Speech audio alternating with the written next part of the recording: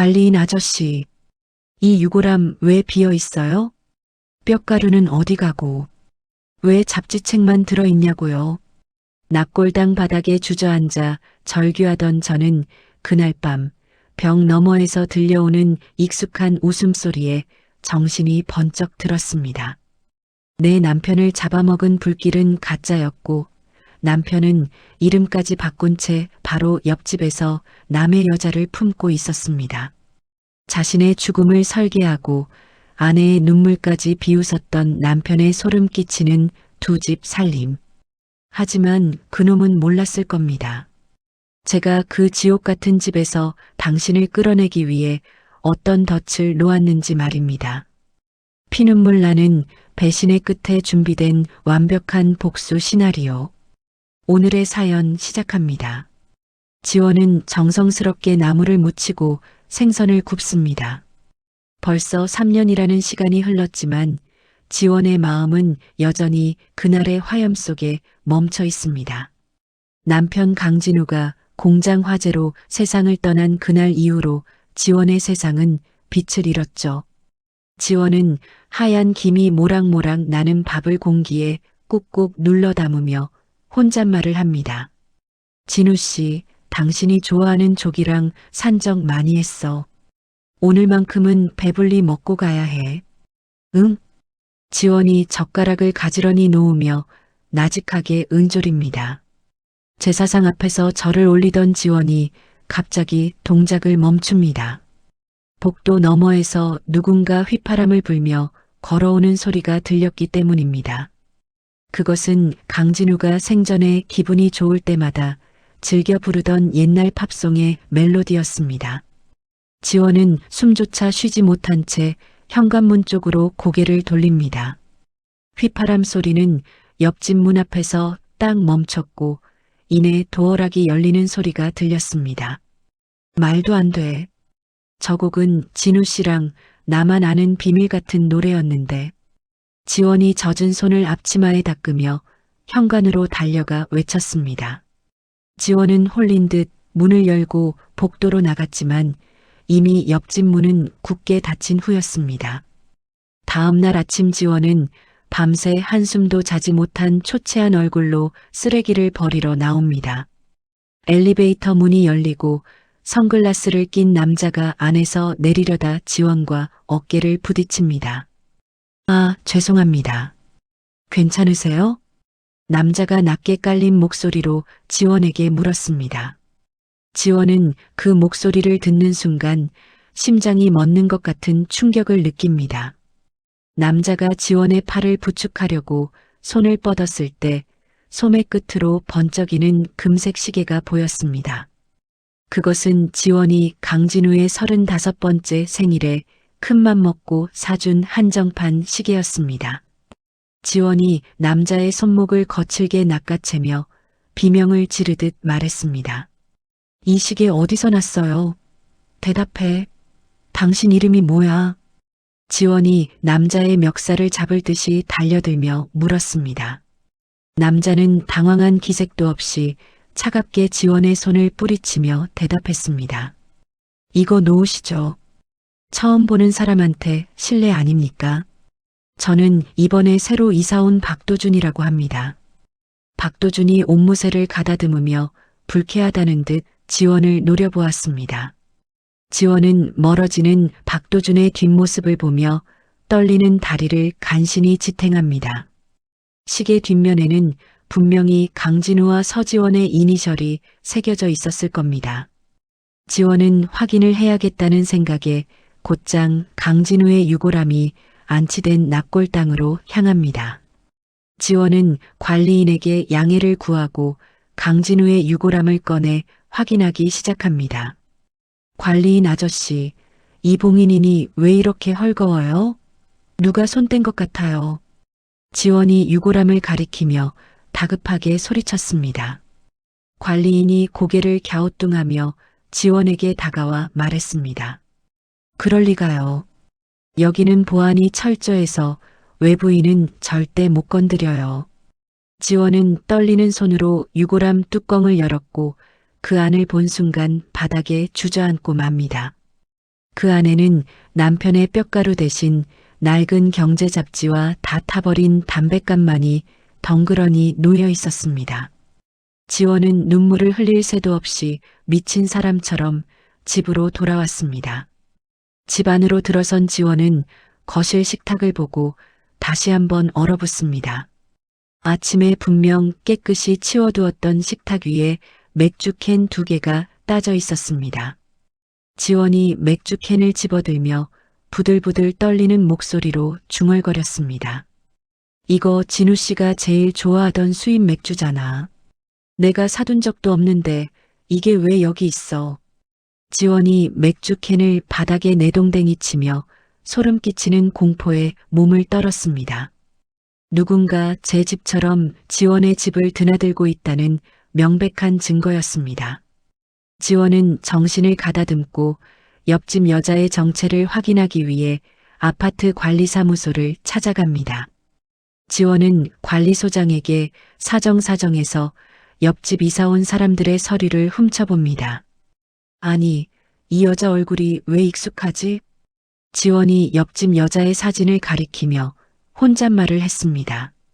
옆집 여자의 이름은 한유라였고 사진 속 인물은 3년 전 강진우의 사망보험금을 지급했던 담당 설계사였습니다. 지원은 머릿속 조각들이 맞춰지는 소리를 들으며 입술을 깨물었습니다.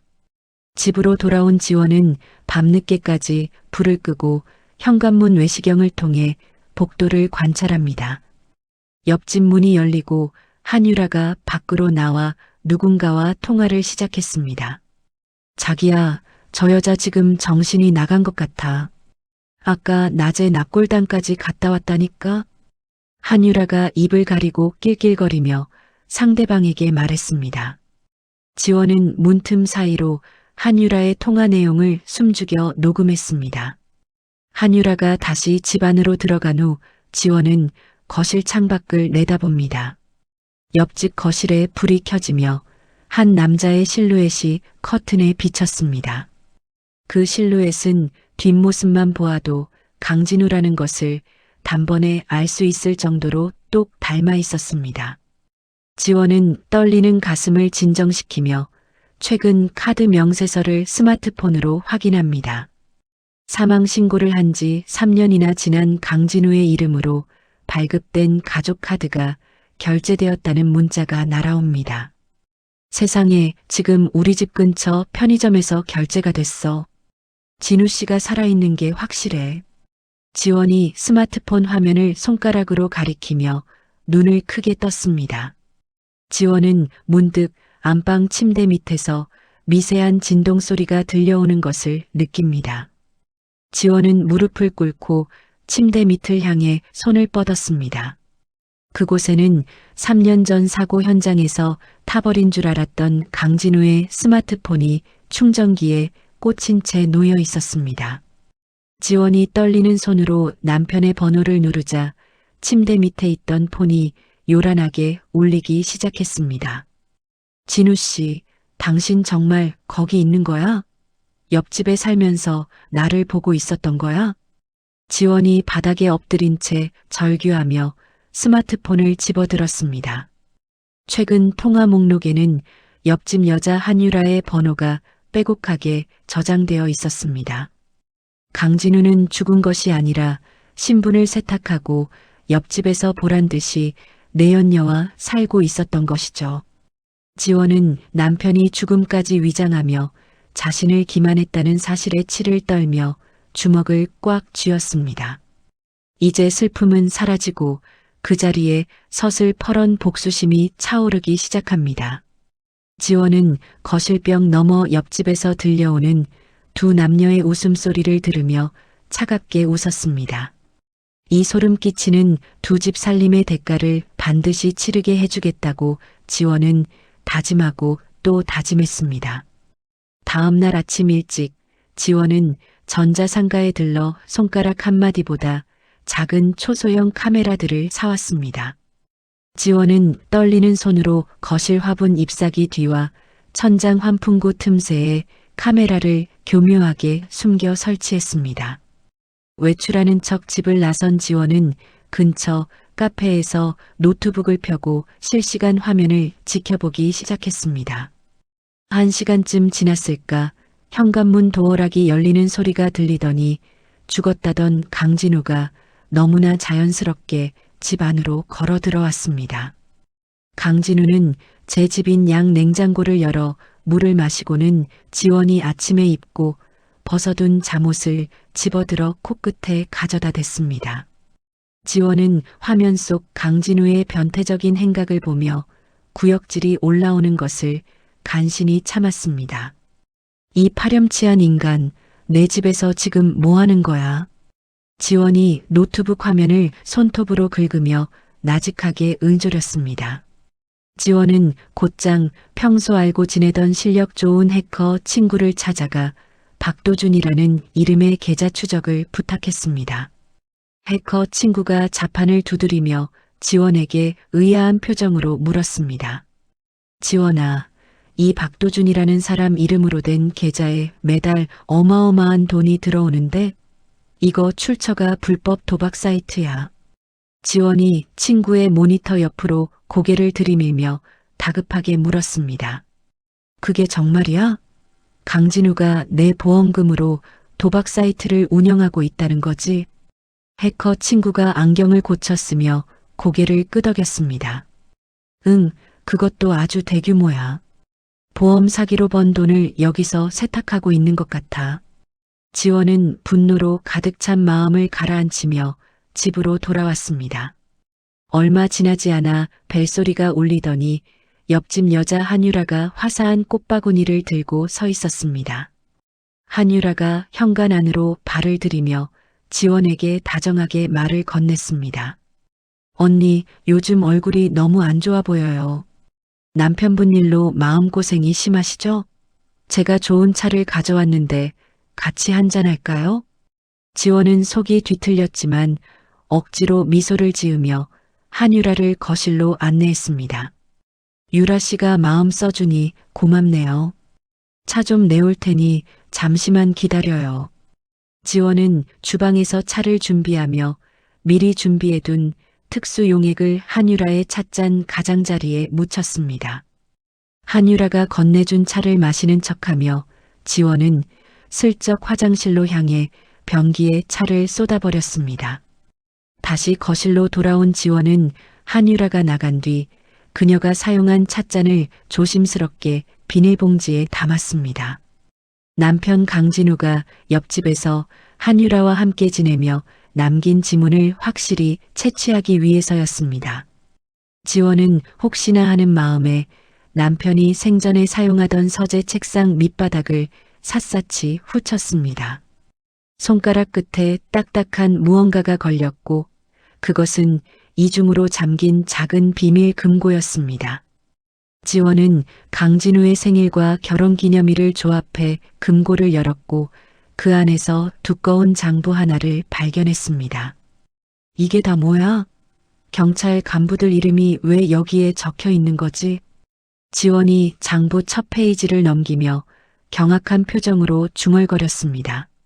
장부에는 관찰 경찰서 고위 간부들에게 정기적으로 상납한 뇌물 액수와 날짜가 상세히 적혀 있었습니다. 지원은 이제 아무도 믿을 수 없다는 사실에 등 뒤로 서늘한 소름이 돋는 것을 느꼈습니다. 오후 늦게 아들 민준이가 유치원 버스에서 내려 집으로 들어왔습니다.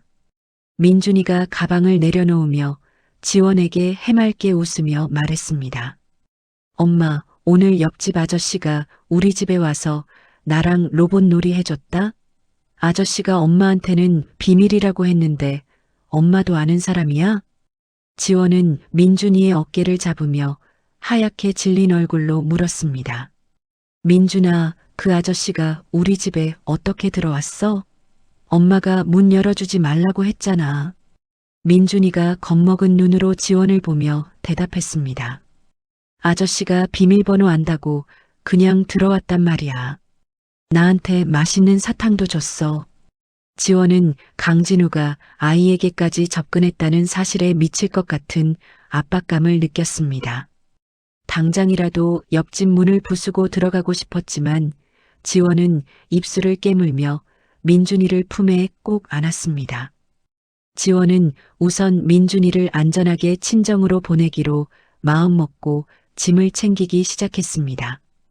그날 밤 지원은 거실 소파에 앉아 칠흑 같은 어둠 속을 지켜보고 있었습니다. 갑자기 벽 너머에서 규칙적인 두드림 소리가 들리더니 거실 인터폰에서 치익하는 잡음이 섞여 나왔습니다. 지원아, 서지원. 나 여기 있어. 문 좀 열어줘. 죽은 강진우의 목소리가 인터폰 스피커를 통해 기괴하게 울려 퍼졌습니다. 지원은 인터폰 앞으로 달려가 주먹으로 화면을 내리치며 비명을 질렀습니다. 이 괴물 같은 놈아, 당장 꺼져. 내 눈앞에 나타나지 말란 말이야. 인터폰 너머에서는 대답 대신 낮게 깔린 강진우의 웃음소리만 들려왔습니다. 지원은 강진우가 집안의 전자기기들을 해킹해 자신을 정신병자로 몰아가려 한다는 것을 간파했습니다. 지원은 다음날 새벽 박도준의 차 뒷바퀴 안쪽에 미리 사둔 위치 추적기를 몰래 부착했습니다. 스마트폰 화면 속 빨간 점은 한참을 달리더니 도시 외곽의 낡은 창고 단지에서 멈췄습니다. 지원은 택시를 타고 조심스럽게 그곳을 뒤쫓았고 박도준이 험상궂은 남자들과 은밀하게 대화하는 장면을 목격했습니다. 이번 달 말에 배 띄우는 거 확실하지? 그때까지만 저 여자 조용히 시키면 돼. 박도준이 담배를 피우며 브로커로 보이는 남자에게 돈뭉치를 건네며 말했습니다. 지원은 창고 구석에 숨어 그들의 대화를 녹음하며 몸을 떨었습니다. 그들이 한 달 뒤에 모든 돈을 챙겨 밀항할 계획이라는 것을 확실히 알게 된 순간이었습니다. 집으로 돌아온 지원은 주방 장식장에 있던 남편이 아끼던 비싼 양주병을 꺼냈습니다. 지원은 주사기를 이용해 양주 속에 소량의 독극물을 조심스럽게 주입했습니다. 당신이 내 집에 또 들어와서 이걸 마시게 될지 궁금하네. 우리 집을 그렇게 좋아하니까 선물이야. 지원이 양주병을 원래 위치에 놓으며 차가운 눈빛으로 중얼거렸습니다. 지원은 현관으로 나가 우편함을 확인하다가 노란 봉투 하나를 발견했습니다. 봉투 안에는 강진우와 한유라가 수영장에서 다정하게 껴안고 찍은 사진이 들어 있었습니다.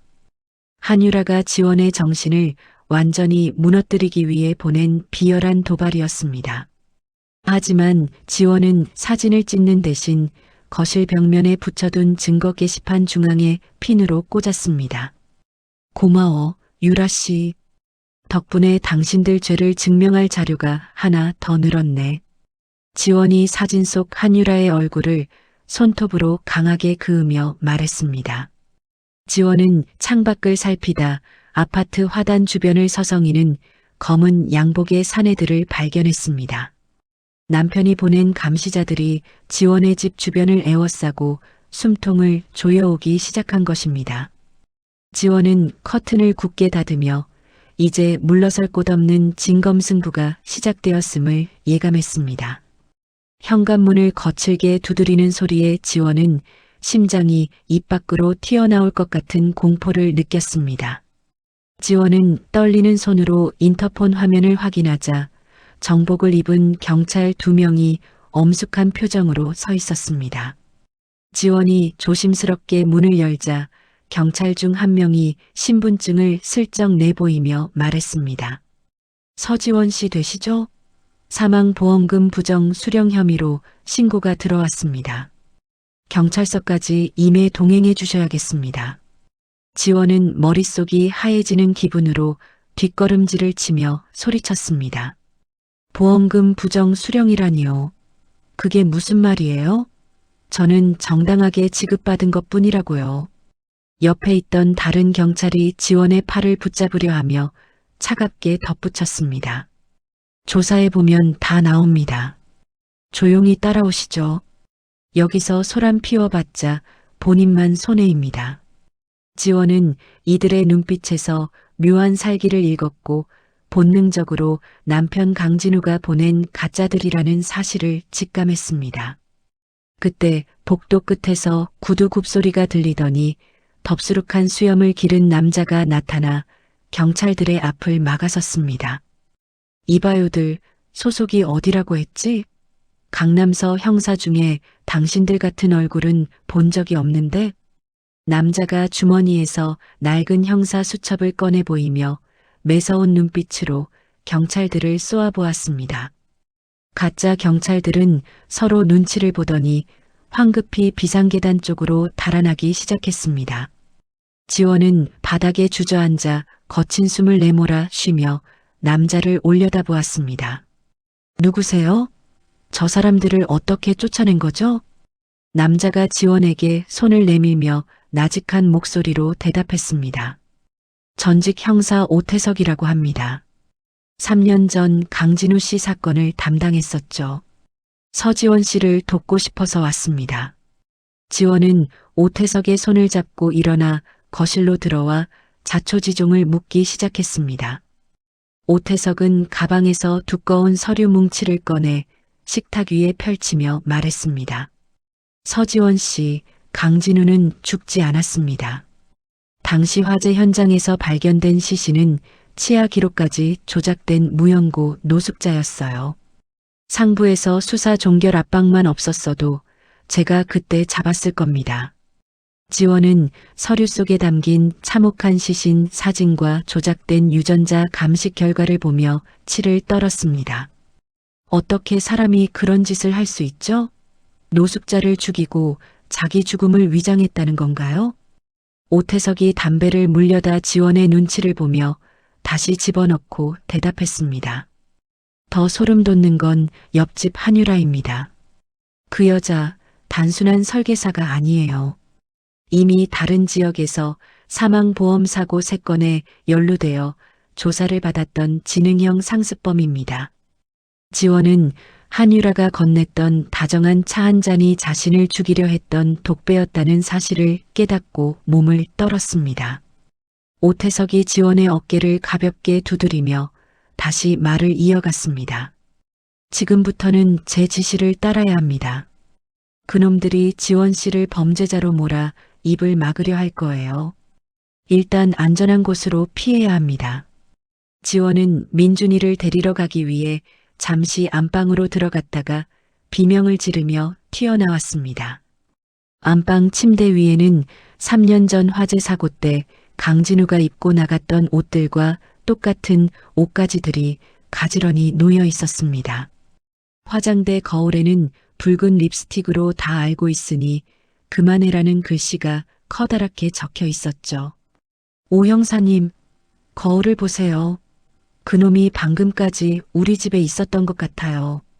지원이 거울을 가리키며 정신 나간 사람처럼 소리를 질렀습니다. 오태석이 방안을 샅샅이 살폈지만 범인의 흔적은 이미 사라진 뒤였습니다. 그때 지원의 휴대폰으로 유치원 선생님의 다급한 전화가 걸려왔습니다. 민준 어머니, 민준이가 아까 아빠 친구라는 분이랑 같이 먼저 귀가했는데요. 혹시 못 만나셨나요? 지원은 휴대폰을 바닥에 떨어뜨리며 오태석의 옷깃을 붙잡고 울부짖었습니다.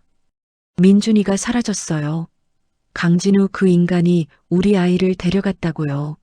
어떡해요, 오 형사님.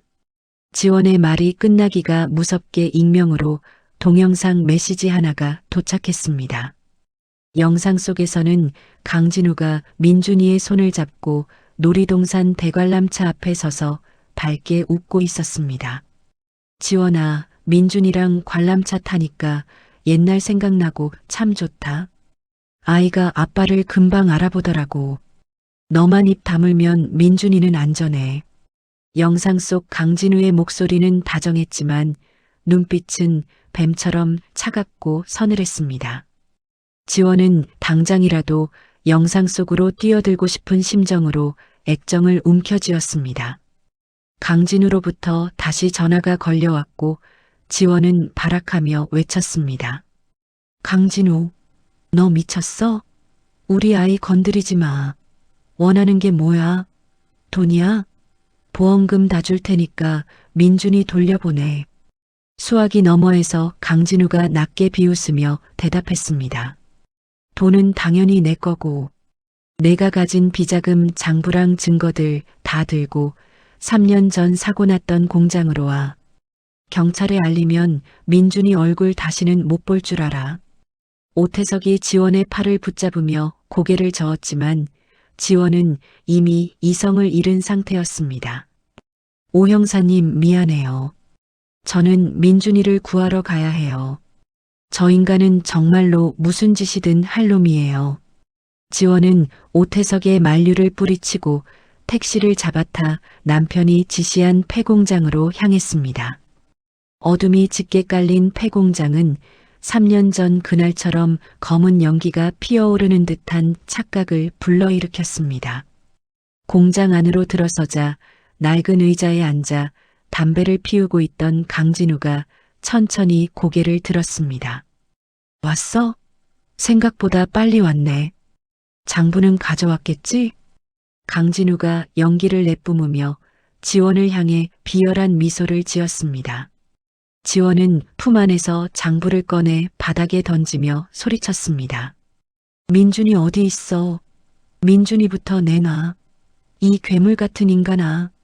강진우가 자리에서 일어나 지원에게 다가오며 지원의 턱을 거칠게 움켜쥐었습니다.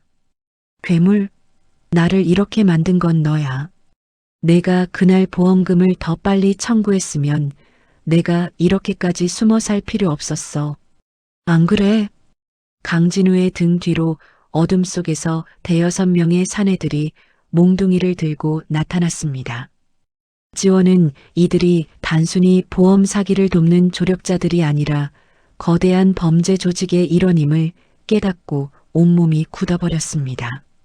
공장 입구가 육중한 소리를 내며 닫혔고 지원은 사방이 막힌 지옥 같은 공간에 홀로 남겨졌습니다. 폐공장의 무거운 철문이 닫히고 강진우의 부하들이 지원을 압박해오던 절체절명의 순간이었습니다. 어둠 속에서 갑자기 날카로운 타이어, 마찰음과 함께 검은색 승합차 한 대가 공장 벽을 들이받으며 돌진해 들어왔습니다. 차문이 열리며 오 형사와 한 젊은 여성이 내렸고 오 형사는 가스총을 공중에 발사하며 사내들을 위협했습니다. 모두 움직이지 마. 경찰 병력이 이미 이 건물을 포위했다. 강진우, 내 놈은 이제 끝이야. 오 형사가 가스총을 강진우의 미간에 겨누며 단호하게 외쳤습니다. 강진우는 당황한 기색이 역력했지만 이내 비열하게 웃으며 뒷문으로 몸을 날려 어둠 속으로 사라졌습니다. 지원은 정신을 잃기 직전 오 형사 옆에 서 있던 여성의 손을 잡고 간신히 버텼습니다. 오 형사가 지원을 부축해 차에 태운 뒤 도착한 곳은 도심 외곽의 허름한 지하 사무실이었습니다. 함께 온 여성이 안경을 고쳤으며 노트북 앞에 앉아 지원에게 차가운 목소리로 말을 건넸습니다. 서지원 씨, 정신 차리세요. 저는 서윤이라고 합니다. 당신 남편의 보험 사기 때문에 유일한 가족이었던 오빠를 잃은 사람이에요. 지원이 서윤의 손을 잡으며 떨리는 목소리로 물었습니다. 서윤 씨도 그 인간 때문에 소중한 사람을 잃었군요. 우리 민준이는요? 우리 아이는 어디 있는 거죠? 서윤이 자판을 두드리며 모니터 화면을 지원에게 돌려 보여주었습니다. 민준이는 걱정 마세요. 제 해킹팀이 위치를 파악해서 이미 안전한 곳으로 옮겨두었습니다. 강진우 그 인간, 자기 아들도 도구로만 생각하는 놈이에요. 지원은 민준이가 안전하다는 말에 그제야 참았던 눈물을 터뜨리며 바닥에 주저앉았습니다. 오 형사가 옆에서 지원에게 수건을 건네며 비장한 표정으로 덧붙였습니다. 지원은 씨, 이제 울고 있을 시간 없습니다. 강진우가 가장 무서워하는 게 뭔지 아세요? 바로 돈입니다. 그놈의 핏줄 같은 비자금을 말려버려야 해요. 지원은 눈물을 닦으며 차가운 눈빛으로 서윤과 오 형사를 번갈아 보았습니다. 어떻게 하면 되죠? 그 인간이 가진 모든 걸 빼앗고 가장 비참한 구덩이로 밀어넣고 싶어요. 서윤이 차갑게 미소 지으며 화면 속의 복잡한 숫자들을 가리켰습니다. 강진우와 옆집 여자의 연결고리는 오직 돈이에요. 제가 그놈의 해외 비자금 계좌를 실시간으로 묶어버릴 거예요. 그럼 두 사람은 서로를 물어뜯기 시작하겠죠. 지원은 오 형사와 함께 다시 아파트 근처로 잠입하여 강진우가 가장 아끼는 고가의 청자 화병을 찾아냈습니다. 그 화병은 강진우가 비자금 장부를 숨겨두거나 중요한 거래를 할 때 항상 곁에 두던 물건이었습니다. 지원은 화병 밑바닥의 틈새에 초소형 도청기와 위치 추적기를 정밀하게 심어 넣었습니다. 강진우, 내가 어디서 무슨 나쁜 짓을 하든 이제 내 손바닥 아니야. 내가 즐기던 그 두 집 살림이 지옥이 되게 해주지. 지원이 화병을 원래 자리에 놓으며 낮게 은조렸습니다. 한편 그 시각 서윤은 박도준이라는 가짜 신분으로 발급된 모든 신용카드와 은행 계좌를 정지시켰습니다. 서윤이 마우스를 클릭하며 조력자들에게 명령했습니다. 지금이야. 모든 자산 동결시키고 국세청에 탈세 제보 넣어. 한 푼도 못 쓰게 만들어버려. 얼마 지나지 않아 도청기를 통해 옆집에서 강진우와 한유라의 격렬한 다툼 소리가 들려왔습니다. 한유라가 날카로운 비명을 지르며 강진우에게 소리쳤습니다. 이게 어떻게 된 거야? 왜 카드가 정지됐냐고. 당신 나 몰래 돈 다 빼돌린 거 아니야? 대답해. 강진우가 탁자를 내리치는 소리와 함께 거친 숨을 내쉬며 대꾸했습니다. 시끄러워. 나도 모르는 일이야. 서지원 그 여자가 무슨 짓을 꾸민 게 분명해. 당장 가서 확인해봐. 지원은 벽 너머에서 들려오는 그들의 몰락 소리를 들으며 소파에 깊숙이 몸을 묻었습니다. 이제 공포에 질려 떨던 지원의 모습은 어디에도 없었습니다.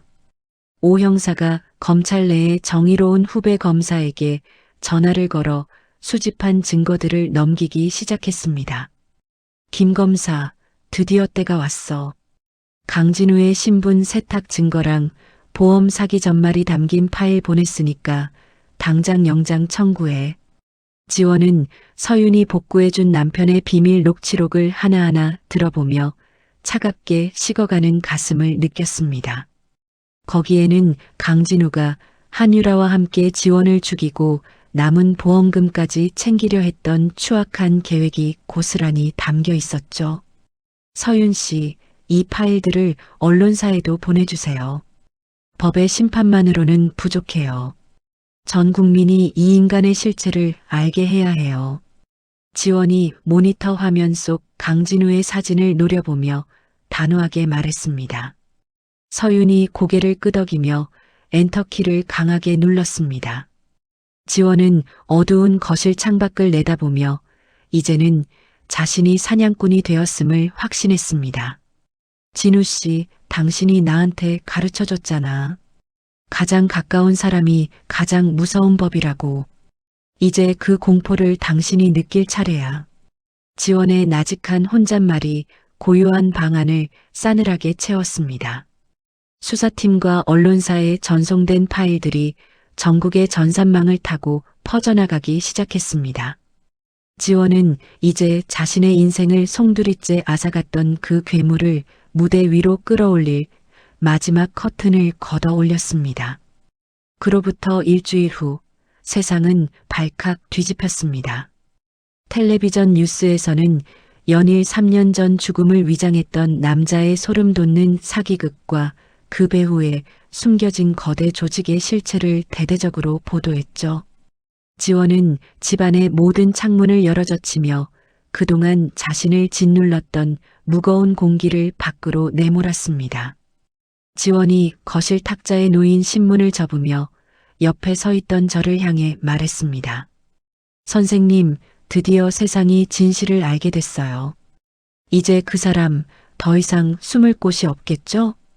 제가 지원의 어깨를 가다듬어 주며 부드럽게 대답했습니다. 그럼요, 지원 씨. 이제 법의 심판을 받을 일만 남았습니다.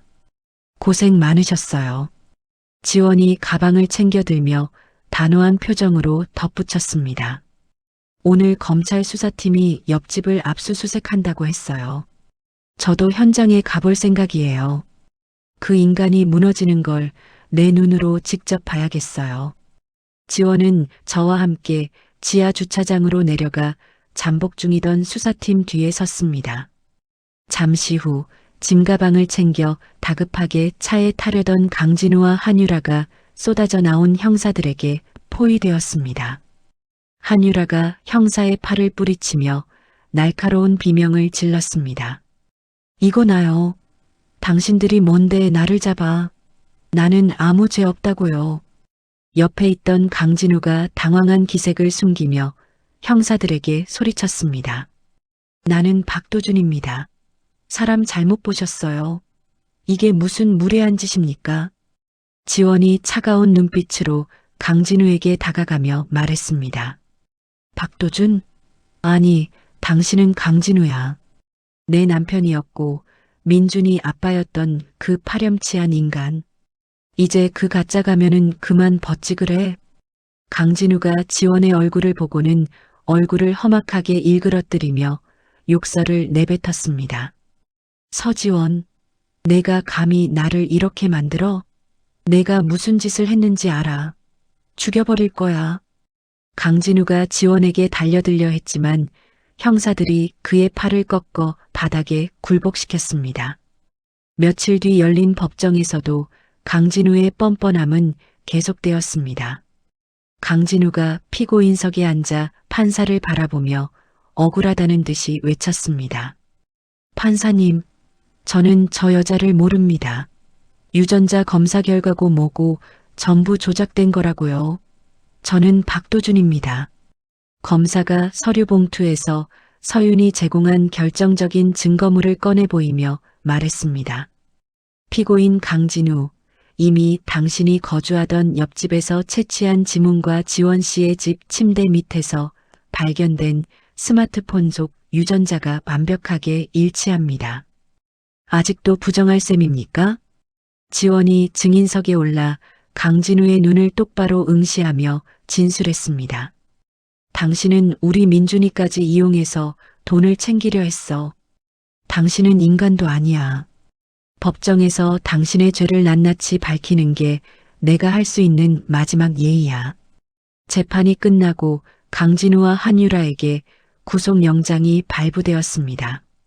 그날 저녁 지원은 오 형사와 서윤을 자신의 집으로 초대해 조촐한 파티를 열었습니다. 오 형사가 맥주잔을 높이 들며 호탕하게 웃었습니다. 지원 씨, 정말 대단하십니다. 3년 전 제가 못 잡은 놈을 지원 씨가 직접 잡으신 거나 다름없어요. 자, 우리 승리를 위해서 건배합시다. 서윤도 밝아진 표정으로 잔을 부딪히며 덧붙였습니다.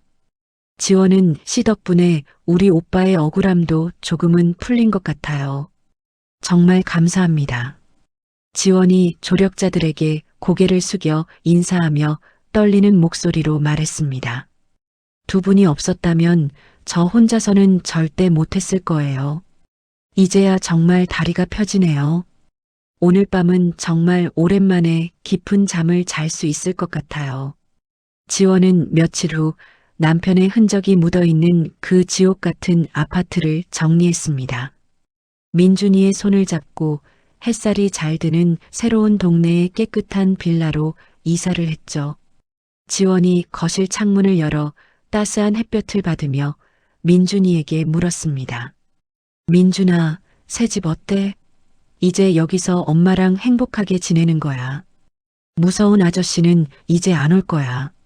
민준이가 지원의 품에 안기며 해맑게 대답했습니다. 응, 엄마. 여기는 햇빛이 많이 들어와서 좋아.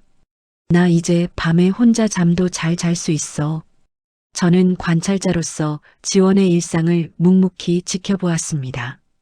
지원이 아침마다 민준이의 아침밥을 정성껏 차리고 함께 산책하는 모습에서 형언할 수 없는 평온함을 느꼈습니다. 지원은 자신의 아픈 경험을 바탕으로 작은 심리 상담 센터를 열었습니다. 지원이 상담실 문을 열며 손님을 맞이하는 표정에는 자신감이 넘쳤습니다. 어서 오세요. 당신의 아픔을 제가 누구보다 잘 압니다. 같이 이겨낼 수 있어요. 제가 도와드릴게요. 지원이 상담 의자에 앉아 미소 지으며 방문객에게 말을 건넸습니다. 동네 사람들은 이제 지원을 강한 엄마라고 부르며 존경의 눈빛을 보냈습니다. 지원은 어느 주말 과거 남편과 연애 시절 자주 갔던 바다를 홀로 찾았습니다. 지원이 거센 파도를 바라보며 가슴 깊이 숨을 들이켰다가 내뱉었습니다. 진우 씨, 당신이 나를 무너뜨리려 했지만 나는 보란 듯이 일어났어. 이제 당신 이름은 내 인생에서 완전히 지웠어. 지원이 바닷가 모래사장에 강진우의 이름을 썼다가 파도가 밀려와 지우는 것을 보며 홀가분하게 웃었습니다. 집으로 돌아온 지원은 민준이와 함께 맛있는 저녁을 먹으며 텔레비전을 켰습니다. 지원이 민준이의 입에 고기 반찬을 넣어주며 행복하게 웃고 있었죠. 그런데 갑자기 정규 방송이 중단되더니 긴박한 속보 자막이 화면 하단을 가로질렀습니다. 속보를 말씀드리겠습니다. 오늘 오후 보험 사기 혐의로 구속 수감 중이던 강진우가 검찰 호송 차량 이동 중 발생한 의문의 추돌 사고를 틈타 탈주했습니다. 앵커의 긴박한 목소리가 거실 안을 차갑게 얼어붙게 만들었습니다. 지원의 손에 들려있던 젓가락이 바닥으로 맥없이 떨어졌습니다. 화면 속에는 사고로 뒤집힌 호송차와 깨진 유리창, 파편들이 어지럽게 흩어져 있었습니다. 지원이 떨리는 눈으로 텔레비전 화면을 가리키며 헛웃음을 터뜨렸습니다. 설마 아니지? 이제 다 끝났다고 생각했는데 그 인간이 다시 밖으로 나왔다고? 지원의 얼굴에서 순식간에 핏기가 가시며 다시금 공포의 그림자가 짙게 드리워졌습니다. 창밖에서는 바람이 세차게 불어 닫혀 있던 창문이 덜컥거리며 소리를 냈습니다. 행복했던 저녁 식탁은 한순간에 아비규환의 전조가 되어 지원을 짓눌렀습니다. 뉴스 화면에서 강진우의 얼굴이 사라진 뒤에도 지원은 한참 동안 텔레비전 앞을 떠나지 못했습니다. 지원의 손등에 핏줄이 도드라질 정도로 리모컨을 꽉 쥐고 있었죠. 갑자기 지원이 가슴을 부여잡으며 거친 숨을 몰아쉬더니 바닥으로 스르르 무너져 내렸습니다.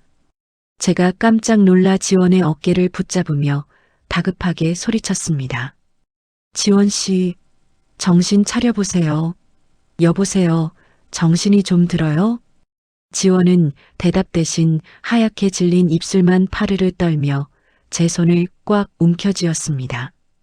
응급실로 실려간 지원은 정밀 검사를 받았고 의사는 침통한 표정으로 차트를 넘기며 말했습니다. 의사가 안경을 고쳤으며 저를 바라보고 나직하게 설명했습니다. 환자분 상태가 아주 좋지 않습니다. 극심한 스트레스로 몸의 방어 체계가 완전히 무너졌어요. 작은 세균 하나도 이겨내지 못할 정도로 기력이 다했습니다. 지원은 병실 침대에 누워 초점 없는 눈으로 천장만 바라보았습니다. 지원이 힘겹게 입술을 떼며 제게 속삭이듯 물었습니다. 선생님, 우리 민준이는요? 강진우 그 인간이 민준이를 찾아가면 어떡하죠? 제 몸이 왜 이렇게 말을 안 듣는 걸까요? 제가 지원의 여윈 손을 맞잡으며 안심시키려 애쓰며 대답했습니다. 민준이는 서윤 씨가 데리고 있으니 걱정 마세요. 우선 지원 씨 몸부터 추스르는 게 급선무입니다. 지원이 고개를 가로저으며 링거 바늘이 꽂힌 손으로 제 팔을 붙잡았습니다. 아니요, 제가 일어나야 해요. 오 형사님한테 전화 좀 해주세요. 그분이 도와주셔야 해요. 저는 복도로 나와 오태석 형사에게 전화를 걸었지만 수화기 너머에서는 연결할 수 없다는 차가운 기계음만 반복되었습니다. 잠시 후 서윤이 새파랗게 질린 얼굴로 병실로 달려와 휴대폰 화면을 보여주었습니다. 서윤이 부르르 떨리는 손으로 화면을 가리키며 울먹이며 말했습니다. 지원 언니, 어떡해요? 오 형사님이 여기 오시다가 대형 트럭에 치이는 사고를 당하셨대요. 지금 의식이 없어서 중환자실에 계신데요. 지원은 그 소식을 듣자마자 비명을 지르며 침대에서 일어나려다 바닥으로 고꾸라졌습니다. 지원이 바닥을 손톱으로 긁으며 절규하듯 소리쳤습니다. 이건 우연이 아니야. 강진우가 한 짓이야. 나를 지켜줄 사람들을 하나씩 없애려는 거야. 지원의 말이 끝나기가 무섭게 병실 문이 거칠게 열리며 검은 양복을 입은 사내들이 들이닥쳤습니다. 앞에 선 사내가 주머니에서 위조된 채무 서류를 꺼내 휘두르며 험악하게 말했습니다. 서지원 씨, 당신 남편이 우리한테 빌린 돈이 수십억이야. 남편이 도망갔으니 마누라가 갚아야지. 이 집이랑 통장 싹 다 내놔야겠어. 지원이 사내의 발등을 구두로 내리찍으며 도끼 서린 눈으로 노려보았습니다. 누가 내 남편이야? 나는 그 인간이랑 상관없어. 당장 내 병실에서 나가. 사내가 비열하게 웃으며 지원의 턱을 거칠게 움켜쥐고 협박했습니다. 상관이 없긴 왜 없어. 호적엔 아직 부부로 되어 있는데. 우리가 오늘 민준이 학교에도 들렀다 왔거든. 아이가 참 예쁘게 생겼더라. 지원은 민준이라는 이름이 나오자 발작하듯 사내의 팔을 물어뜯으며 소리쳤습니다. 우리 아이 건드리지 마. 죽여버릴 거야. 당장 꺼지란 말이야. 사내들은 병실 안의 기물을 발로 차 부수며 으름장을 놓더니 유유히 사라졌습니다. 지원은 공포와 병마에 찌들어 매일 밤 악몽에 시달리기 시작했습니다.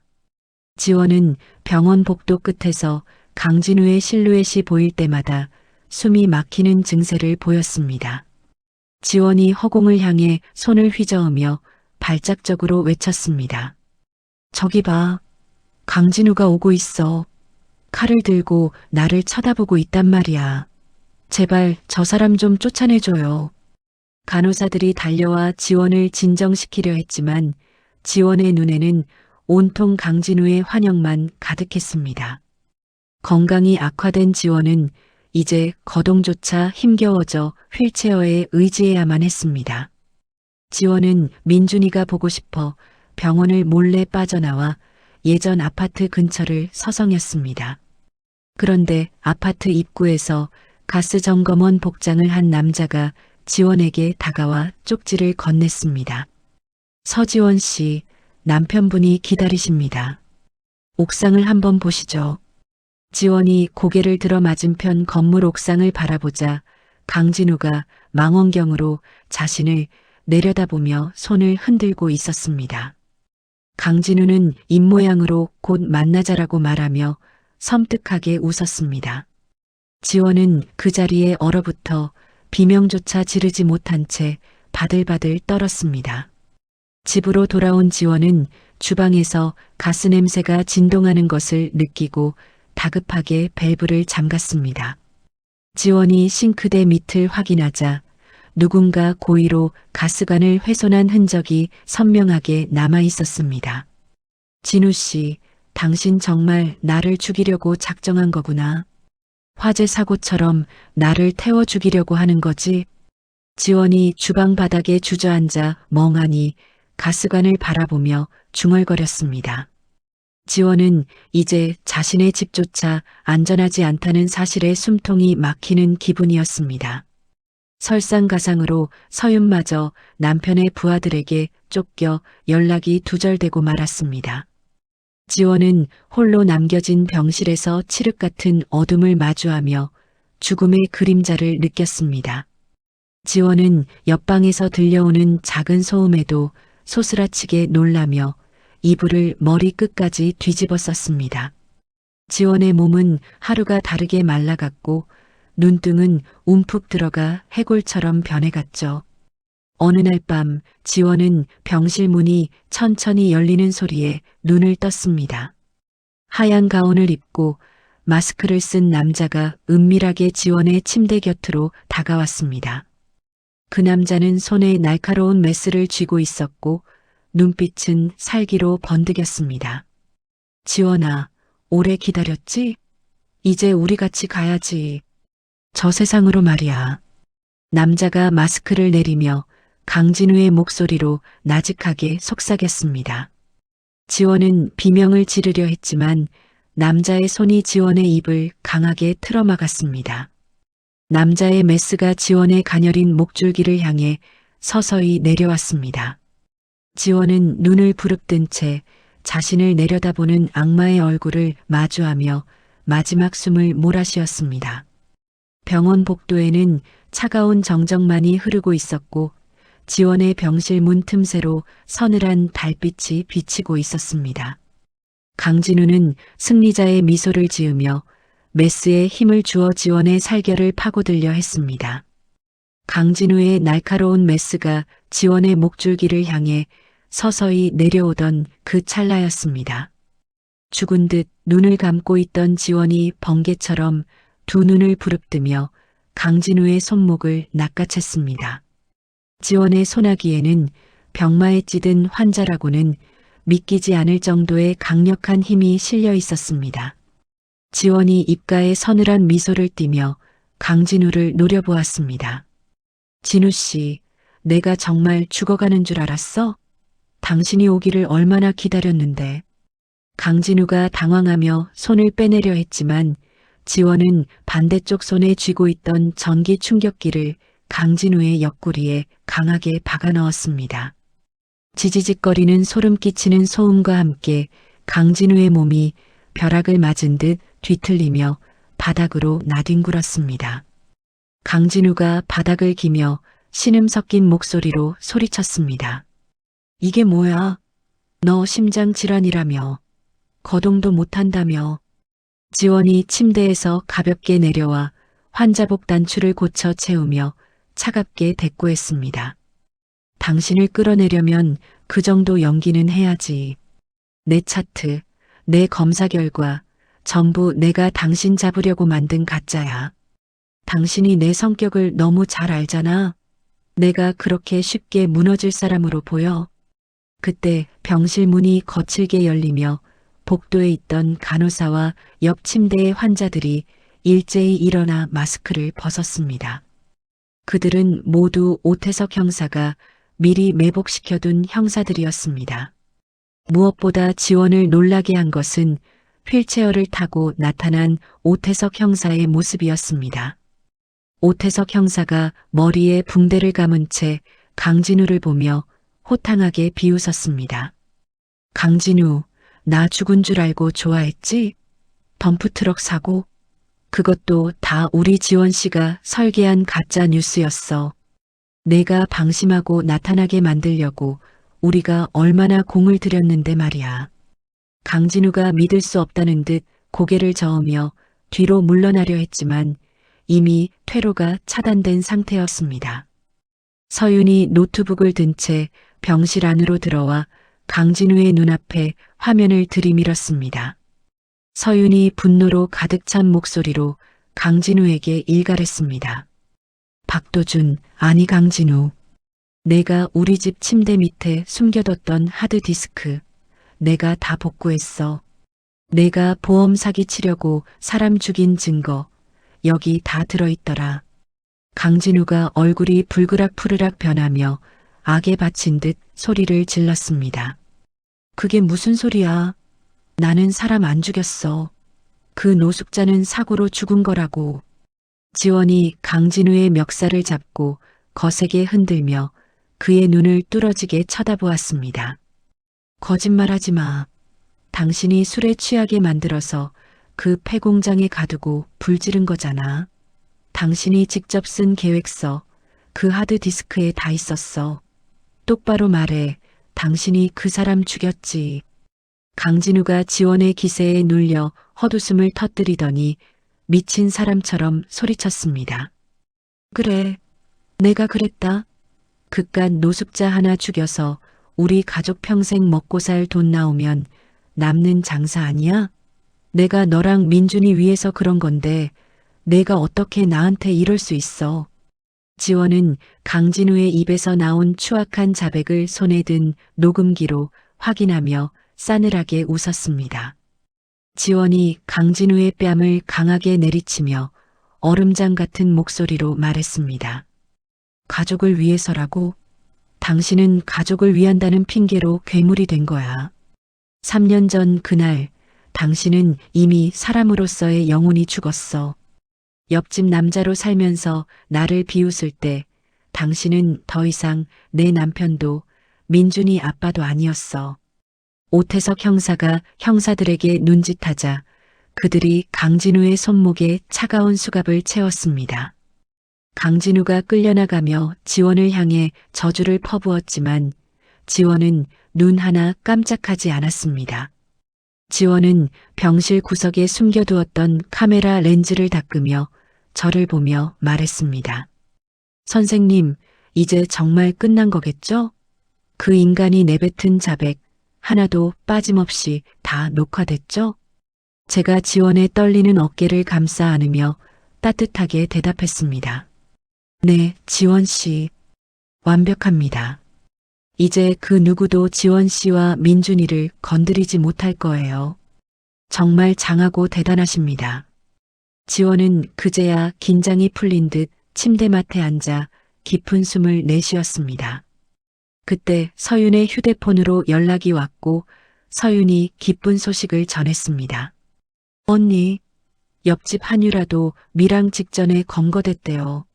강진우가 도망칠 때 자기만 살겠다고 돈을 다 챙겨가는 바람에 한유라가 뒤통수 맞고 경찰에 제보했다나 봐요. 지원이 그 소리를 듣고 씁쓸한 표정으로 창밖을 내다보았습니다. 돈으로 맺어진 관계니 결국 돈 때문에 갈라지는군요. 참 허망한 결말이네요. 오태석 형사가 지원에게 다가와 수사 서류를 정리하며 나직하게 덧붙였습니다. 지원은 이번 수사로 강진우 배우에 있던 거대 보험 사기 조직 일당도 싹 다 잡았습니다. 지원 씨가 정말 큰 일을 해내신 거예요. 많은 피해자의 눈물을 닦아주셨습니다. 지원은 병실벽에 붙어있던 강진우와 한유라의 사진을 떼어내어 갈기갈기 찢었습니다. 지원이 찢어진 사진 조각들을 쓰레기통에 던져 넣으며 단호하게 말했습니다. 이제 다시는 제 인생에 이 사람들의 이름이 불리는 일은 없을 거예요. 저와 민준이의 이름으로 당당하게 살아갈 겁니다. 지원은 병원 옥상으로 올라가 차가운 밤 공기를 들이마셨습니다. 지원이 멀리 보이는 도심의 불빛을 바라보며 저에게 물었습니다. 선생님, 이제 내일이면 퇴원이죠? 민준이가 좋아하는 반찬 잔뜩 만들어서 집으로 가고 싶어요. 우리 집이 이제야 진짜 우리 집이 된 것 같아요. 제가 지원의 옆에 서서 밤하늘의 별을 보며 미소 지었습니다. 그럼요, 지원 씨. 내일 아침 햇살은 오늘보다 훨씬 따뜻할 겁니다. 민준이가 엄마를 많이 기다리고 있을 거예요. 지원은 밤하늘을 보며 처음으로 편안한 미소를 지었습니다. 그녀의 눈가에는 눈물이 고여 있었지만 그것은 슬픔이 아닌 승리의 눈물이었습니다. 지옥 같은 시간을 견뎌내고 스스로를 구원한 한 여자의 강인한 모습이 달빛 아래 눈부시게 빛나고 있었습니다. 지원은 이제 어둠 속에서 숨어 지내던 피해자가 아니라 당당히 세상 앞에 선 승리자로서 발걸음을 내디뎠습니다.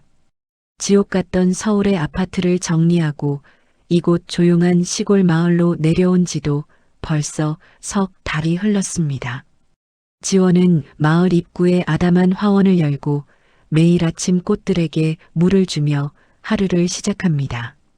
제가 화원 문을 열고 들어가자 꽃분홍색 앞치마를 두른 지원이 장미가시를 다듬다 말고 환하게 웃었습니다. 지원이 전정가위를 내려놓고 땀을 닦으며 저를 반겼습니다. 선생님, 멀리까지 오시느라 고생 많으셨어요. 공기부터가 다르죠? 여기 장미 향기 좀 맡아보세요. 제가 화원 가득 피어난 꽃들을 둘러보며 흐뭇한 미소를 지었습니다. 지원 씨 얼굴이 꽃보다 더 활짝 폈네요. 예전에 그 날카롭던 눈빛은 어디 가고 이제 정말 꽃집 주인 같아요. 지원이 분갈이용 흙을 정성껏 다독이며 대답했습니다. 흙을 만지고 있으면 마음이 참 평온해져요. 예전에는 누가 내 뒤에서 지켜보고 있는 것 같아서 잠시도 가만히 있질 못했잖아요. 이제는 그런 걱정 없이 오직 꽃들이 언제 필지만 생각하며 산답니다. 제가 지원이 내어준 따뜻한 허브차를 한 모금 마시고 탁자에 놓인 서류 봉투를 가리키며 물었습니다. 아까 우편함 보니까 보험 사기 피해자 모임에서 온 편지가 있던데 여전히 후원하고 계신 거죠? 지원이 찻잔을 내려놓으며 단호하면서도 따뜻한 목소리로 말했습니다. 네, 제가 겪었던 그 끔찍한 일들을 다른 분들은 겪지 않았으면 좋겠어요. 강진우와 한유라 같은 인간들 때문에 무너진 분들에게 조금이라도 희망이 되고 싶거든요. 제 인생을 되찾은 대가라고 생각하며 매달 잊지 않고 보낸답니다. 지원이 화원 한 구석, 햇살이 가장 잘 드는 나무 아래로 저를 안내했습니다. 그곳에는 이름도 없는 작은 돌무덤과 함께 예쁜 꽃들이 심겨 있었습니다. 제가 돌무덤 앞에 놓인 작은 비석을 손으로 쓸어내리며 물었습니다. 여기가 그때 강진우 대신 희생된 그 노숙자분을 위한 곳인가요? 지원이 비석 주변의 잡초를 하나하나 뽑아내며 나직하게 대답했습니다. 이름도 모르고 연고도 없는 분이었지만 그분의 희생이 없었다면 강진우의 그 추악한 죄도 세상에 드러나지 않았을 거예요. 진우 씨 대신 죽어간 그 가여운 영혼이 여기서라도 편히 쉬었으면 해서 정성껏 돌보고 있어요. 매일 아침 이분께 먼저 인사를 드린답니다.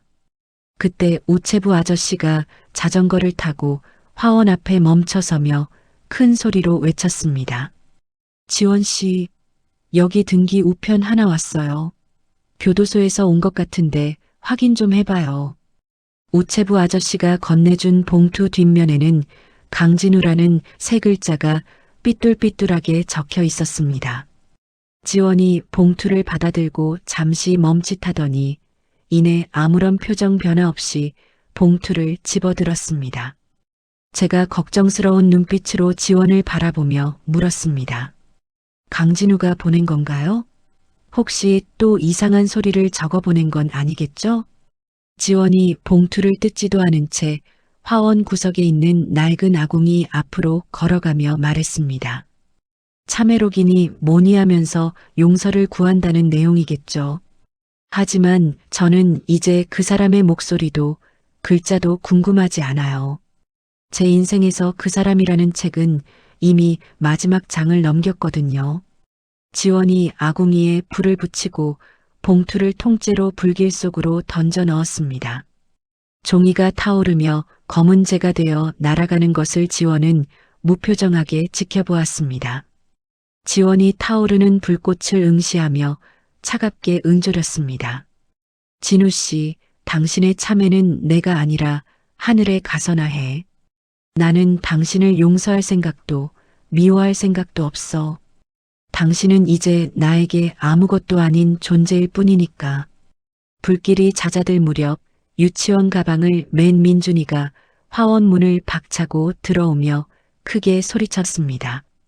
민준이가 지원의 품으로 달려들어 허리를 꼭 껴안으며 말했습니다. 엄마, 나 오늘 유치원에서 꽃 이름 맞히기 1등 했어. 선생님이 나보고 꽃박사래. 나중에 커서 엄마처럼 예쁜 꽃집 할 거야. 지원이 민준이의 머리를 쓰다듬으며 인자하게 웃었습니다. 우리 민준이가 벌써 꽃박사가 됐어? 정말 기특하네.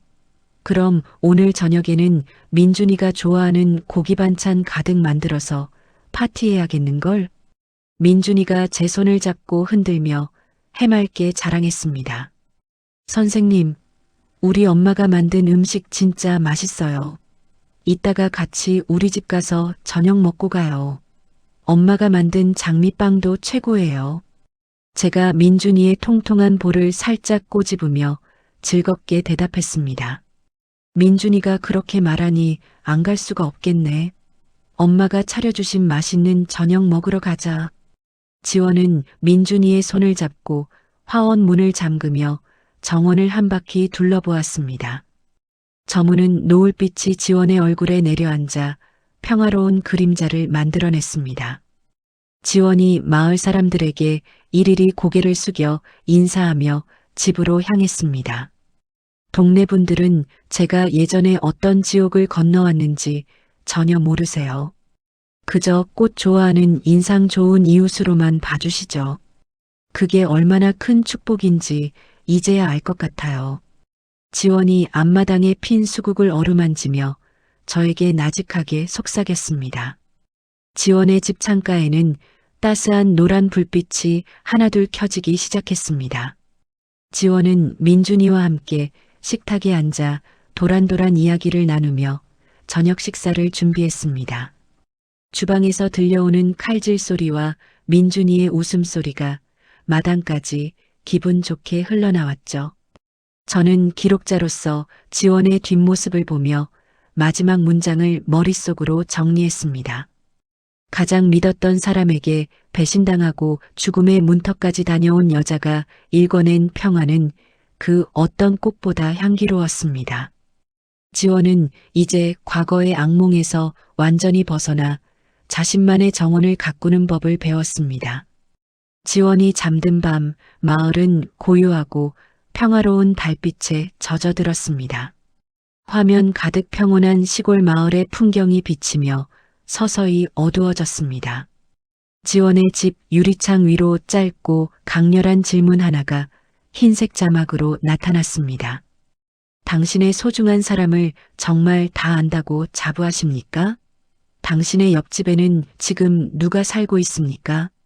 서늘한 질문을 뒤로 한 채 이야기는 깊은 침묵 속으로 사라졌습니다. 지원은 이제 내일 필 꽃들을 꿈꾸며 단잠에 빠져들었습니다. 가장 믿었던 사람의 배신만큼 뼛속까지 시린 아픔이 또 있을까요?